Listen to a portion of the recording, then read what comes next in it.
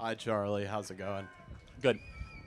So I want to preface by saying that I'm on the left, and I just say that so that I can hopefully prove to everyone here that not every single person on the left has lost their mind on this particular issue that I'm going to talk about, which is going to be sex and gender. So there's a lot of ways I think we're going to agree here, and maybe a couple ways we're going to disagree.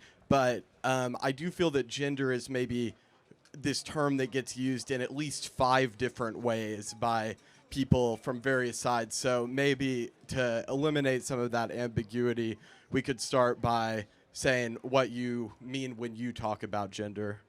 Okay, so great question. I believe there are no genders. It's a category that does not exist. There are 2 sexes and unlimited personalities. Cool. So we conflate personalities with gender, and there are 2 biological sexes. Yeah, so I'm fairly on board with that. I find it very persuasive slogan.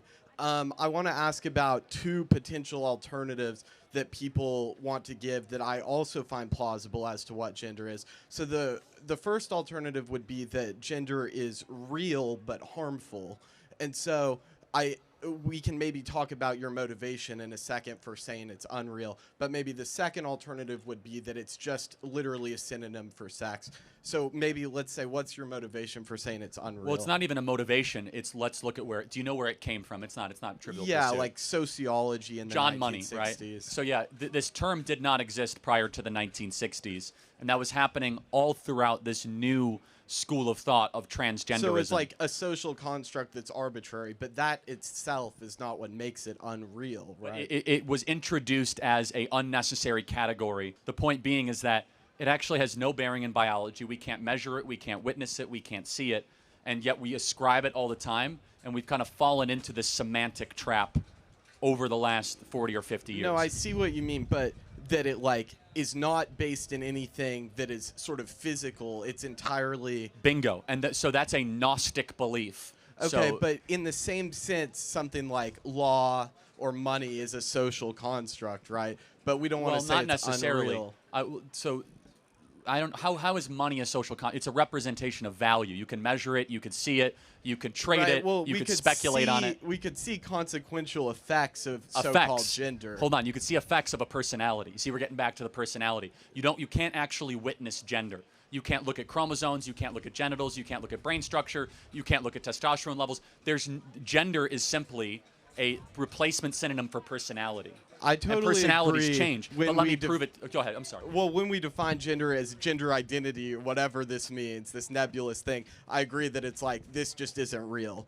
But regardless, maybe we can move on slightly because Sure. I'm already sympathetic to that idea. So my next question would be the way you go about defining sex.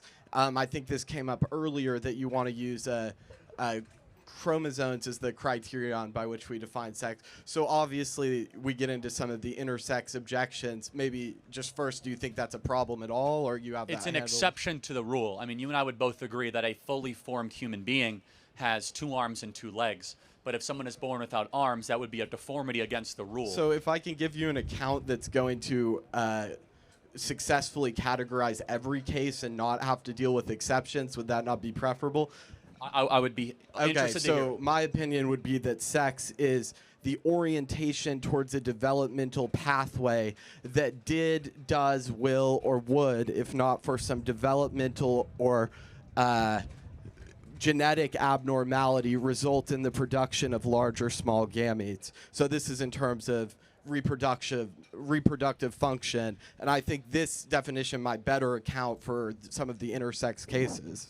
Did you come up with that? No, I'm not sure who originated it, but there's I have to think about it. That's Sure. one of the more deep definitions of sex I've ever heard. Sure. I'm not trying to put you on But the spot I also there. want to be very clear, is that the trans activists want us to dwell on the exceptions and the radicals and the fringes, when for almost all of human history, look, there's XX chromosomes and XY chromosomes, and as a result of that, what has made male and female separate and distinct and beautiful those differences have been completely eroded, where now men are acting like women and women are acting like men, and we're in societal chaos and confusion. So when you say that men are acting like women and women are acting like men, I don't have a problem with that so long as they don't actually claim that by acting in a way it makes them become a woman or something. Well, so I don't have a public policy problem with Right. that, but What's I have a your major moral- cultural problem with that. Is it a secular objection? It's both. I mean, first, let's just look at the data. So women are acting more like men. What does that mean? That means that they're taking longer to procreate, so they get to age 30 or 35 or having kids. By the way, young ladies in the audience, just so you know, if you do not have a kid by 30, 50% chance you'll never have a kid. That is the data, just so we're clear. And the unhappiest people in the world are career-driven, urban-dwelling, single women. They are incredibly unhappy. That's not Charlie Kirk saying that. That is all the data. That's showing studies that say happy, very unhappy, who's on antidepressants, who is not. And so you just look at the data. Why is that? We would argue from a data analysis and then eventually a biblical analysis. We don't have to look at the biblical one. We can just look at data, that there's something natural within us, and young women actually want to get married and have kids a lot more than society even allows them to. And a lot of young women are being forced to go find a job, move to Dallas, work for some corporate firm, you know, freeze your eggs, take birth control, get a bunch of cats, and wait till you're 31. And it creates a cycle of misery when in reality they might have found a really good guy when they're 24, and they probably should have formed a life with that guy.